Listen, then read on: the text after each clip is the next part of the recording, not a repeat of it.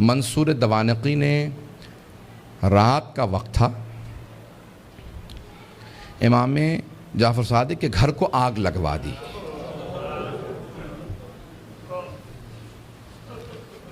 آج کل آپ نے دیکھا روشنیاں ہوتی ہیں، پانی کا نظام کچھ اور ہے۔ پرانے زمانے میں گھر میں کنواں ہوتا تھا، پانی نکالا جاتا تھا، چراغ ہاتھ میں ہوتے تھے۔ رات کا وقت تھا، امام کے گھر میں آگ لگا دی۔ امام کے جو خادم تھے نا وہ فوراً آگ بجھانے لگے۔ میرے طرف دیکھیے گا، ایک جملہ کہہ دوں اس کے بعد صرف 2-4 منٹ 5 منٹ زحمت دوں گا آپ کو مصائب کی۔ امام کے جتنے خادم تھے نا وہ سب کے سب آگ بجھانے لگے۔ امام اپنے گھر سے باہر نکلے، گھر میں آگ تھی۔ باہر نکلنے کے بعد نہ جانے صحن میں کیا دیکھا، ایک دیوار سے ٹیک لگا کے بیٹھ گئے اور زاروں قطار رونا شروع کر دیا۔ امام روتے جاتے تھے، خادم آگ بجھا رہے تھے۔ ایک خادم رکا، فوراً دوڑتا ہوا امام کی بارگاہ میں آیا، کہا مولا کیا بات ہے، نہ آپ آگ بجھانے میں مدد کر رہے ہیں، نہ گھر سے باہر جا رہے ہیں، ایک طرف بیٹھ کے روتے چلے جا رہے ہیں، مولا کیا بات ہے، مجھے سمجھائیے کیوں اتنا رو رہے ہیں؟ کہا کہ مجھے شام غریبہ یاد آ گئی، مجھے شام غریبہ یاد آ گئی۔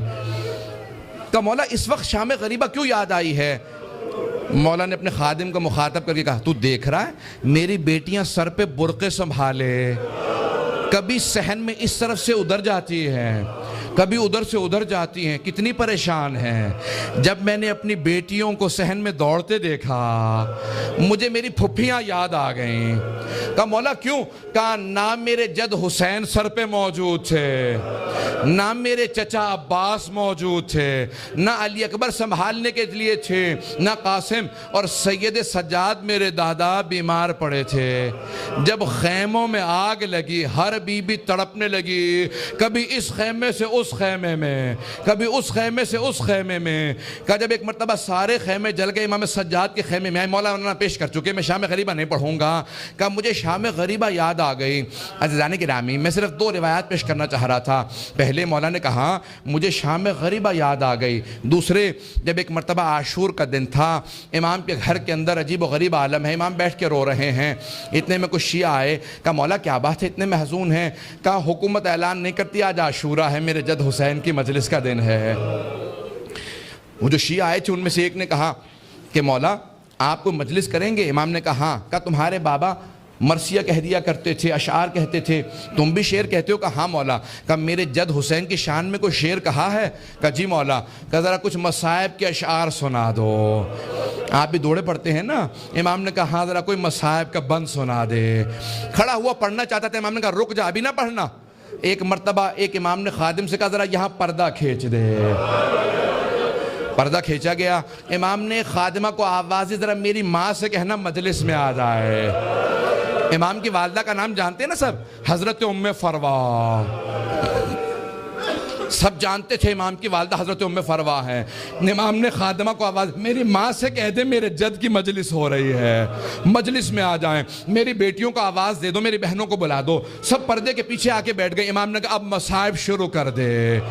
اس نے مصائب پڑھنا شروع کیا۔ جب مصائب پڑھ رہا تھا، روایت کے الفاظ میں نے خود پڑھی ہے، مستند روایت ہے، بڑے بڑے علماء فقہا سے سنی ہے، مصائب پڑھتے پڑھتے ایک مرتبہ اس نے آواز سنی کہ امام کی والدہ کے بین کی آواز آ رہی ہے۔ حضرت ام فروا بین کرنے لگی، ہائے میرا جد مارا گیا، ہائے حسین مارا گیا، بین کرنے لگی۔ اب امام صادق سے برداشت نہیں ہو رہا تھا، آنسو بہ رہے تھے، ریش تر تھی، امام نے امامہ اتار رکھا تھا، تڑپ رہے تھے۔ وہ جو مصائب پڑھ رہا تھا نا وہ امام کی والدہ کے خاندان سے تھا۔ اس نے مخاطب ہو کے کہا اے ام فروا اگر آپ زیادہ روئیں گی نا تو آپ کا بیٹا جعفر الصادق آپ کو دلاسا دینے آئے گا، آپ کو سینے سے لگائے گا، آپ کے آنسوؤں کو صاف کرے گا، آپ کی چادر کو سنبھال کے رکھے گا۔ لیکن اے ام فروا آپ کی پھپھیاں جب میدان کربلا میں رو رہی تھی، کبھی شمر تازیانے مارتا تھا، کبھی خولی تازیانے مارتا تھا، بس بھئی اجرکم اللہ، میں تمام کر دیتا۔ ایک مرتبہ روایت کے الفاظ یہ ہیں، سارے مدینے والے امام صادق کے دروازے پہ جمع ہو گئے، نہ جانے کیا ہو گیا، اس بلند آواز سے سب رو رہے ہیں، سب دروازے پہ آ گئے۔ امام نے دروازے کی طرف اشارہ کیا، امام نے کہا الباب الباب، دروازہ بند کر دو، دروازہ بند کر دو۔ پوچھا مولا کیا بات ہے؟ کہا میرا چھوٹا سا بیٹا بے ہوش ہو گیا۔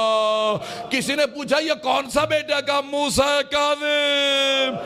امام موسیٰ کاظم بھی برداشت نہیں کرتے تھے میری پھپھیوں کے مصائب اس طرح سے بیان کیے جائیں، رونے کے اوپر پابندی تھی۔ اجرکم اللہ، بس بھئی میں نے تمام کر دیا۔ ایک روایت کے چند جملے پیش کروں گا۔ آج کس کو پرسہ دیں گے؟ آپ نے امام صادق کی مجلس رکھی ہے نا، دو اماموں کو پرسہ دیں گے، ایک 12ویں امام علیہ السلام کو پرسہ دیں گے، اور ایک اس امام کو پرسہ دیں گے جس کا جنازہ پل بغداد پہ پڑا رہا۔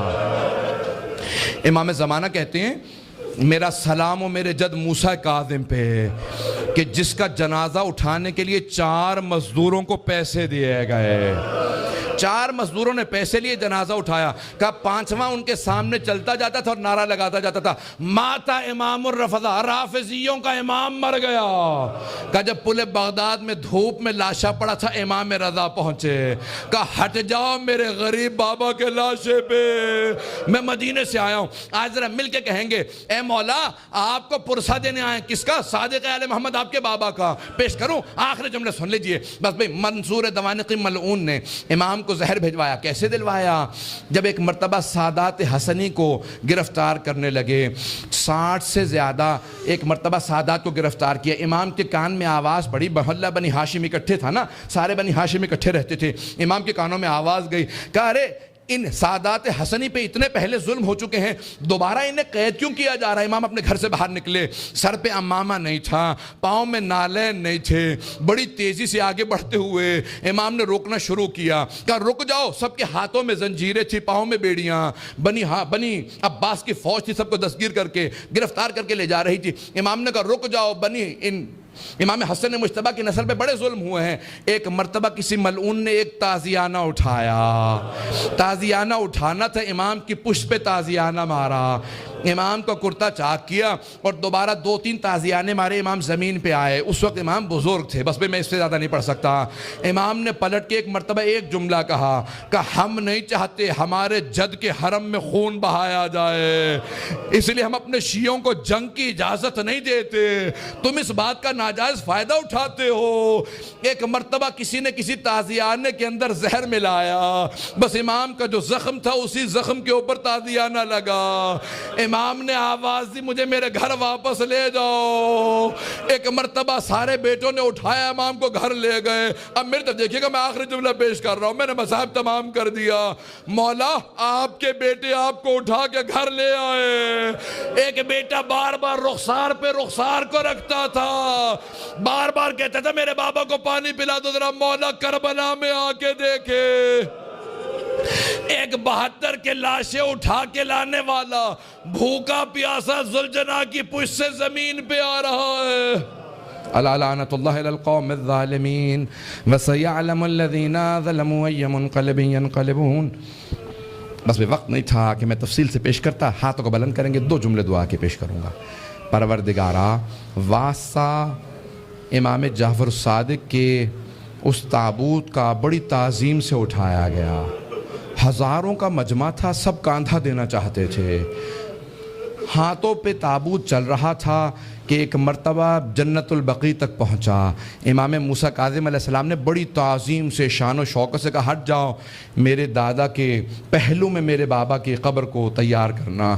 بڑی تعظیم سے قبر مطہر میں اتارا گیا۔ میرا دل کہتا ہے کہ امام صادق بہت رو کے کہتے ہوں گے اے میرے بیٹے موسیٰ کاظم، آج بڑی تعظیم سے مجھے تو دفنا دیا، لیکن میری نگاہوں میں آج بھی میرے جد حسین کا لاشا ہے کہ میرے دادا سید سجاد لاشے کے ٹکڑوں کو کیسے جمع کر رہے تھے۔